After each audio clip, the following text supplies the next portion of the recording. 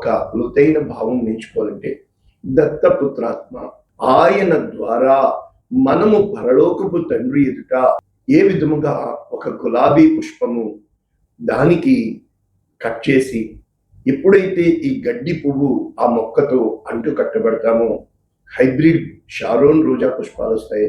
Hybrid అంటే మనము ఆ యొక్క గడ్డి జాతి పువ్వులమైన మనము ఆ షారోను రోజా పుష్పమైన ఆయనతో అంటు కట్టబడిన విధముగా ఆ విధానము చేత ఆయనలో ఉన్న సారము, ఆయనలో ఉన్న జీవము, ఆయనలో ఉన్న పరిమళము, ఆయనలో మనము ఐక్యము కావడము ద్వారా దేవుడు గొప్ప కార్యాలు చేసి తనకు కుమారుడుగా ఈ లోకాన్ని మన యొక్క జ్ఞానముతో చూస్తున్నాము కనుక, మన బుద్ధి బలము చేత ఆలోచన చేస్తున్నాము కనుక, అయితే దేవుడు ఆత్మ జ్ఞానముతో ఇవ్వాలి కనుక ఆయన ఏమైనా చేయగలడు కనుక ఆయన నిన్ను నన్ను ధర్మశాస్త్రమునకు కాక ధర్మశాస్త్రము నుంచి విమోచించుటకు, మనము కుమారులుగా పిలువబడుటకు, అబ్బా తండ్రి అని మొరపెట్టుటకు, మనము ఇంకా దాసులము కాకుండా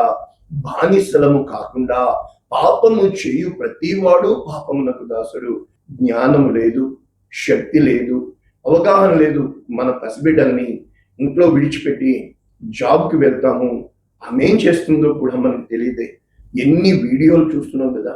నిజంగా పసిబిడ్డలకి ఏ అపము శుభము తెలియదు. ఆయన ఆత్మను సంపాదించి తన ఆత్మను మనకి ఇవ్వాలనుకుంటున్నాడు. అప్పుడు ఏమవుతుందంటే సో సింపుల్, ఎదుటోడు అమ్మబూతులు తిడతాడు, కానీ అవి నువ్వు వినకూడదు. వింటే నీ లోపలికి వెళ్ళిపోతాయి.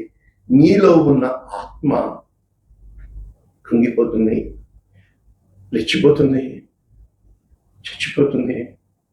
ఏ రోజునైతే మౌనము వహించి నోరు తెరవకుండా, అసలు చెవులే వినకుండా, ఏ రోజునైతే you can control your all senses, నీ ఇంద్రియాలని సర్వేంద్రియానాంనయనం కంట్రోల్లో పెట్టగలుగుతావు.